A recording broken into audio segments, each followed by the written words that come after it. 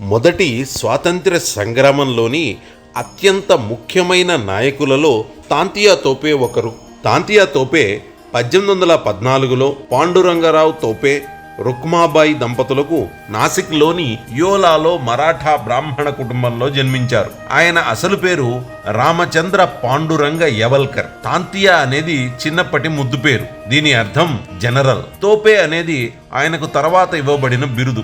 దీని అర్థం commanding officer అని. ఈయన తండ్రి బితూర్లో బహిష్కరించబడిన పీష్వా బాజీరావు దగ్గర ఉన్నతాధికారిగా పనిచేసేవారు. పీష్వా దత్తపుత్రుడు నానా ధోండు పంత్. వీరినే నానాసాహెబ్ అని పిలుస్తాం. అలాగే రావ్ సాహెబ్, రాణి లక్ష్మీబాయిలకి తాంతియా తోపే అత్యంత సన్నిహితులు.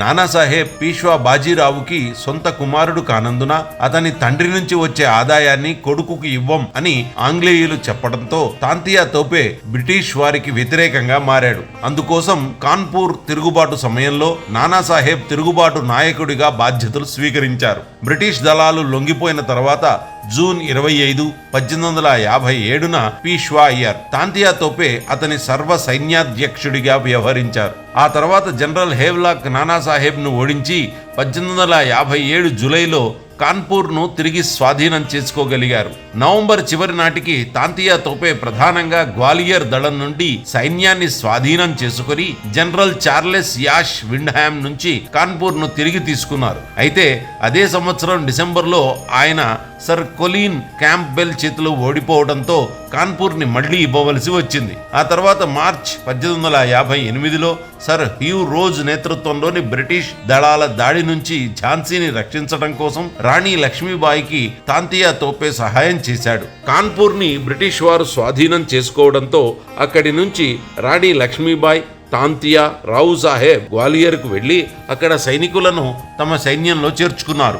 ఆ సమయంలోనే గ్వాలియర్ కోటను హైందవీ స్వరాజ్గా ప్రకటించారు. తిరుగుబాటుదారులు నానాసాహెబ్ను తమ పీష్వాగా ప్రకటించారు. జనరల్ రోజ్ ఆధ్వర్యంలో బ్రిటిష్ వారితో జరిగిన యుద్ధంలో 1858 జూన్ 17న రాణి లక్ష్మీబాయి ప్రాణాలు కోల్పోయారు. గ్వాలియర్ ఆంగ్లేయుల హస్తగతమైంది. ఆ తర్వాత తాంతియా తోపే మధ్య భారతదేశం, మాల్వా, బుందేల్ఖండ్, రాజపుతానా, ఖాందేశ్లో విస్తారమైన ప్రాంతంపై గెరిల్లా యుద్ధ పద్ధతిలో ఆంగ్లేయులపై తన పోరాటాన్ని సాగించారు. దీని వలన బ్రిటిష్ వారు చాలా ఇబ్బందులు పడ్డారు. అతను నర్మదా నదిని దాటి దక్షిణం వైపు వెళ్లి ప్రజల్లో హైందవీ స్వరాజ్యం పట్ల అందరినీ ప్రేరేపించాలని అనుకున్నారు. ఆ సమయంలో కల్నల్ హోమ్స్ ఆధ్వర్యంలో general Roberts, general Mitchell British దళాలు అతనిని అనేక ప్రదేశాలలో వెంబడించి దాడి చేశాయి. కానీ ప్రతిసారి అతను విజయవంతంగా తప్పించుకున్నాడు. అనేక ప్రాంతాలలో తిరుగుతూ బ్రిటిష్ వారిపై తిరుగుబాటుకు మద్దతుగా చిన్న రాజ్య పాలకులను ఒప్పించారు.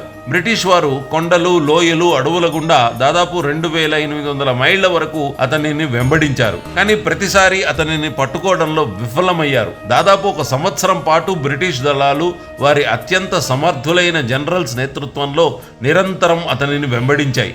అయినప్పటికీ వారు అతనిని పట్టుకోలేకపోయారు. చివరికి నార్వార్ రాజు మాన్సింగ్ బ్రిటిష్ వారికి భయపడి అతని కుటుంబాన్ని కాపాడుకోవడం కోసం తాంతియా తోపేను అప్పగించారు. చివరకు ఏప్రిల్ 1859లో తాంతియా తోపేను బ్రిటిష్ వారి ఆధీనంలోకి తీసుకున్నారు. ఒక సైనిక్ కోర్టులో విచారించి ఆంగ్లేయులకు వ్యతిరేకంగా పనిచేసినందుకు గాను ఏప్రిల్ 18, 1859న మధ్యప్రదేశ్ శివపురిలో వేలాది మంది ప్రజల సమక్షంలో ఆయనకు ఉరిశిక్ష అమలు చేశారు. ఆ రోజు తాంతియా తోపే అనే వీర కిషోరం నేలకొరిగింది. హైందవీ స్వరాజ్య స్థాపన కోసం తన ప్రాణాలు సైతం అర్పించిన ఆ వీరుడు మన అందరికీ స్ఫూర్తి.